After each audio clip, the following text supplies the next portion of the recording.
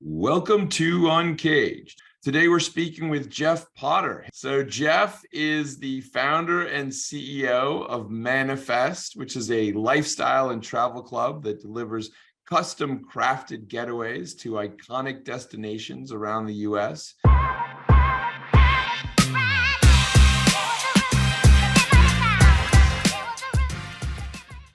Before we get into Manifest, Jeff, tell us a little bit about you and your career. Sure. I think, Ben, it's if there is a real good case study of the American dream, I'm probably it or close to it as possible. Started off college, like many young college folks, wasn't sure what I wanted to do with life. I come from a very military family, so my expectation was to go in the military for a variety of reasons.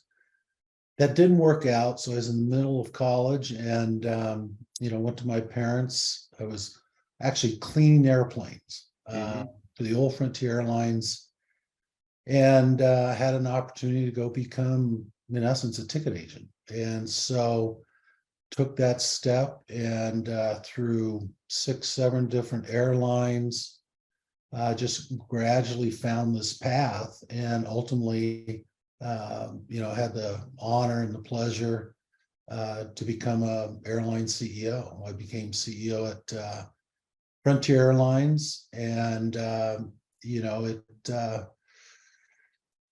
just love the industry. Very, very humbling. A lot of things outside your control, so it tends to help you focus a little bit more on what you can control, which is a great part of that classroom. Went on, tried some different things, ran a company called Exclusive Resorts, which is owned by Steve Case. So I went from this commodity business to this very, very high touch, service oriented business. And so very diverse. If there's one thing about me that, if you were to look at the resume, you might think I can't hold a job, but on the flip side, I just like to try different things. So I've run the largest heli skiing company in the world, and I don't ski. Ran a aviation membership club out in California. So done a lot of things, and as much as testing myself and trying to see if the skill set can move around, I've just been very, very fortunate. And ultimately all those experiences, I've been fortunate to have a lot of successes. Yeah. But I would say a big part of Manifest is just simply taking a lot of those lessons learned, which far exceed the successes, got to apply it to a new company in a very and I think it's really interesting. You talk about these businesses that you've been part of as being diverse, but in some ways they're all very linked, and they build on one another. And I can see how they have led you to Manifest, actually. So tell us more about what Manifest is. Well, Manifest, the vision, my timing was impeccable. I started a travel club right before a worldwide pandemic. But with that said, the vision was really ultimately to get us to a point for the luxe sector. So a little higher demographic. Obviously, we're not for everybody, but the vision was kind of this one-stop shop. There's a lot of great companies out there that deliver experiences. There's a lot of great companies out there that provide private aviation. But they're, even when they have partnerships, they're really at arm's length. And what we want to create is this place for our members to go to that said, we love what you do. We curate our own experiences, domestic and international. At the same time, we are at the point we're trying to scale. So we have great partnerships with some great brand names, and we develop some of these trips ourselves. In early mid-December, we became a full-fledged broker for private aviation. We offer fixed fee, so it's very, very attractive. And what we do a little bit different on that side is most private operators ask you to deposit anywhere from 100 to 500,000, if not more, and Hmm. they use it like a bank. And what we've come to the point is very low annual dues, two tiers. The most you're going to pay a year in dues is 5,000. But for that, you get access to wonderful experiences around the world. You get access to fixed fee rates in private aviation. And so we really have become, we've got a couple more steps we're taking, which are exciting. And so we're in a really good spot. The challenge for us is, that really getting that point of differentiating out there in front of the consumer. Yeah, I was going to get to that. I mean, it's an interesting space, that luxury travel space. Right now, I think probably because we didn't travel much during COVID, Right. I've been told is actually booming. And so I'd love to understand a little bit about the differentiators for Manifest. Sure, sure. I think there's a couple dynamics working. The first of which I really don't fall into, and that is 65% of the US consumer does not like to plan their trips. I hear a lot of feedback, well, we like to do that. And as a family, my wife does a great job of that. Uh, but the reality is people don't like doing it, and a couple reasons. On average, when people are planning a trip, they visit 38 sites, different travel sites. And what we do is we simplify that process. We say, man, where do you want to go? I mean, what do you want to see? What do you want to do? We can do it that way. A real fun part about what we do is actually try to predict that. So we have over 100 experiences on our site. You could go there as a member and say, God, I really like this, but I probably do on the edge a few things different. And we do that. We work very hard developing those relationships that help us make it unique. That's kind of the secret sauce we're after in ultimately answering the question, why are we different? Yeah. We want to give you an aha moment, whether you're going 3 hours flight time domestically or you're spending 2 weeks on an international trip. Wow. So now, I mean, one of the things I thought Manifest was really just domestic, but it seems like you've now gone international. Yeah, well, it's a great question. Our starting point was all domestic. So you're right. It was all domestic and private aviation combined. As we came out of the pandemic, a couple things were happening. Private aviation, which is only aspirational to probably 95% of the population in the US, went even higher. Private aviation, people wanted smaller planes, they wanted private terminals.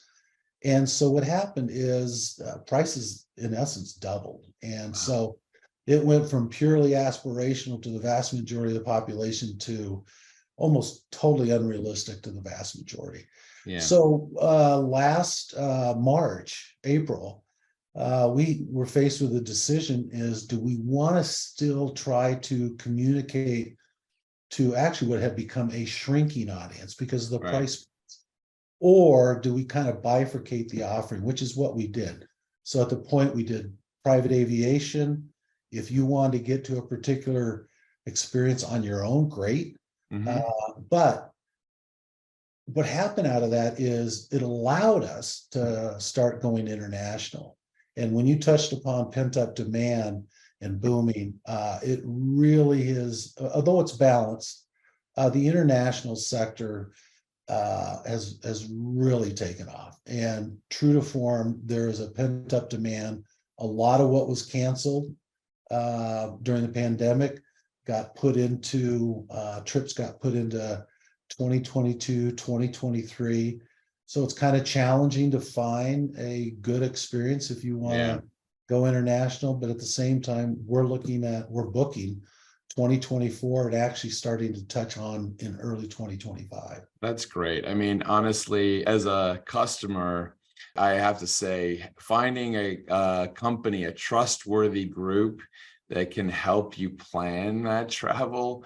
It's something that somehow got lost in all of these efficiencies that we built up over the last 20 years with Right. all these lower cost kind of solutions. And it's funny, I mean, when you sit down and you mentioned your wife, I mean, there are all these people out there that do plan amazing holidays on their own, but it Right. takes hours and It does. hours. And I mean, it's Yes. probably one of the tasks that people have no idea how much time that could That's take. right. So That's right. anything that you can do to save people that effort is amazing. It brings a couple things to mind. One upon you touched upon is, first of all, time is a commodity. We all value time in a different way, but anytime we can help take some of that logistical time and just give it to you back to really where you can enjoy it is part of the mantra.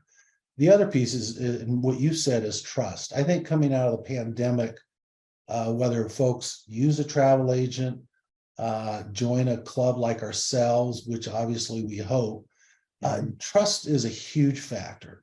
Yeah. And as an emerging early stage company as ourselves, I've got a very small team, but we've got 150 to 200 years of experience.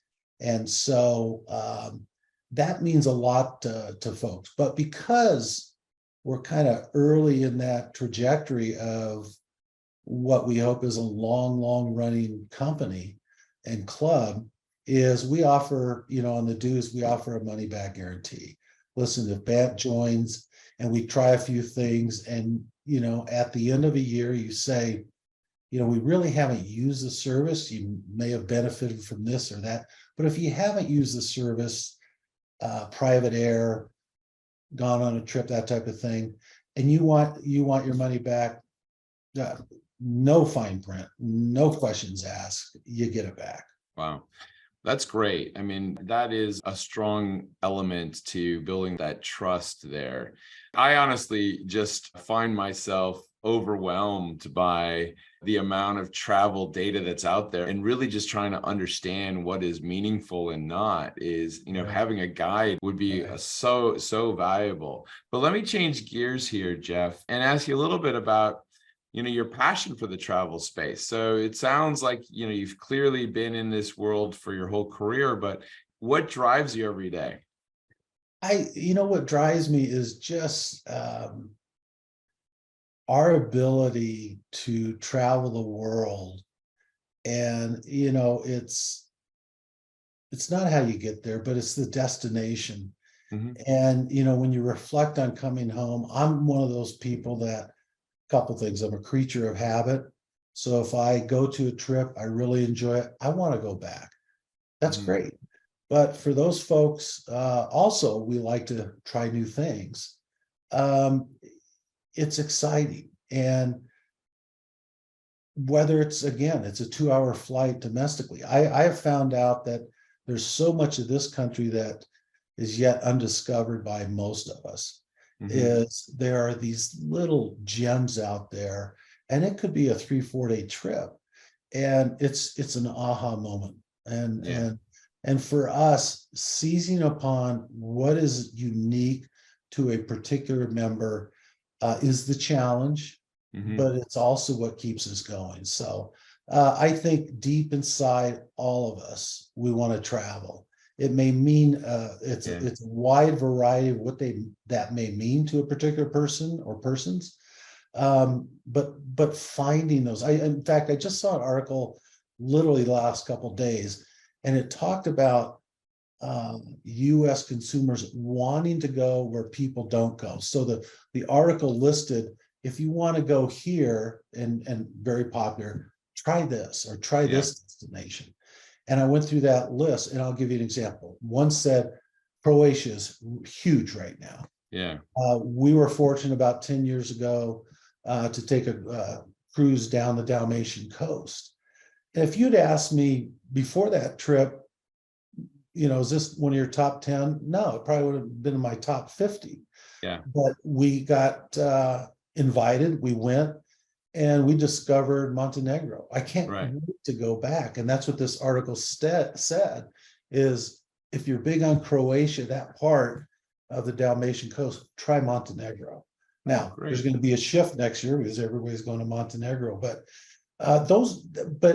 what I mean by that, man, that's really what drives us every day is, yeah, we get this, but where is there something that is so unique that maybe you haven't thought of? It's a great drive. Yeah, it's a real challenge. And certainly some of the things that were new, even just a couple of years ago, I remember it was a bit of a novelty to go to Morocco and back in the day. And now suddenly it seems like everyone's going there. Everybody. So it always shifts. Well, Jeff, let me ask you kind of a future question, put your kind of Nostradamus hat on. I mean, here we are in 2023. How do you imagine this space evolves over the next couple of years? I think it's what is very intriguing to me, and it's come on quickly. We've been talking about it all across different industries, but as it pertains to travel, AI has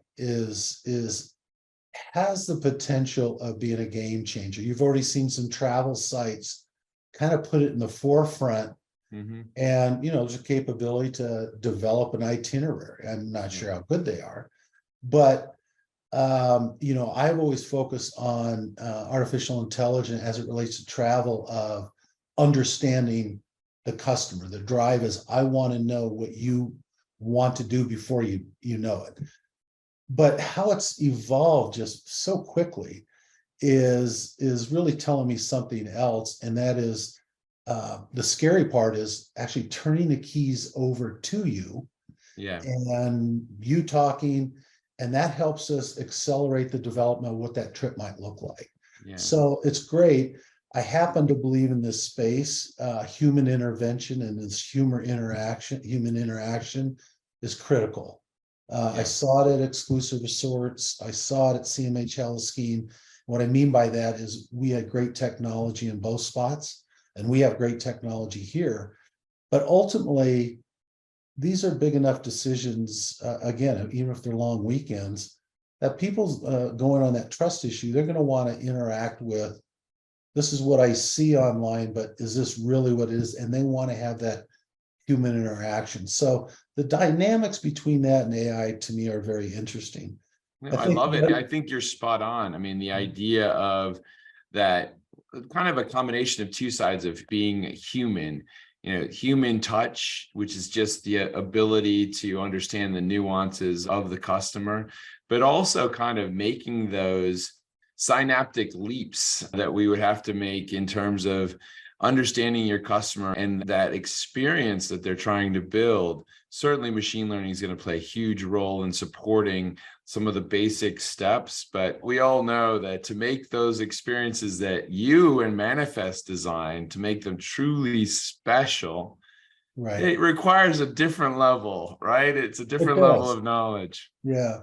And, even with the small group we have, what I like to do is very different when the rest of my team likes to do, so when we go through, and we typically go through a group, we have this exceptional person that kind of leads development of experiences and works through those partnerships, but we talk about it every week. And, I'll say, I know one trip in particular, I said, yeah, I can see that. Now, I would never go on it. And the response was, do you want us to cancel? I go, no. You don't understand. I think it's a great trip.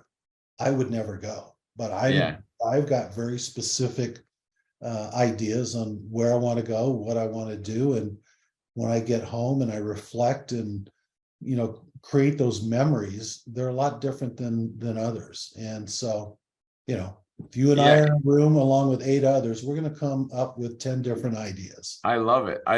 Well, Jeff, it's been amazing talking about what you're building at Manifest and really the direction of almost like the world luxury traveler and what their expectations are going forward. If someone wanted to learn more about Manifest and what you're delivering, where's the best place to go? The best site is the website. It's a great website. You get to dabble a bit. It's www.manifestescapes.com. And they go there, they get a taste of kind of the ideas. Up in the top banner, you'll see something called memberships. And you go to that and we'll give you a little more detail. And the important point of it is, again, we offer private aviation at fixed fee rates, guaranteed. But even if you don't fly private, we're a club that's really transcends both sides of travel. One, getting you to and from, but also what you're doing when you get there.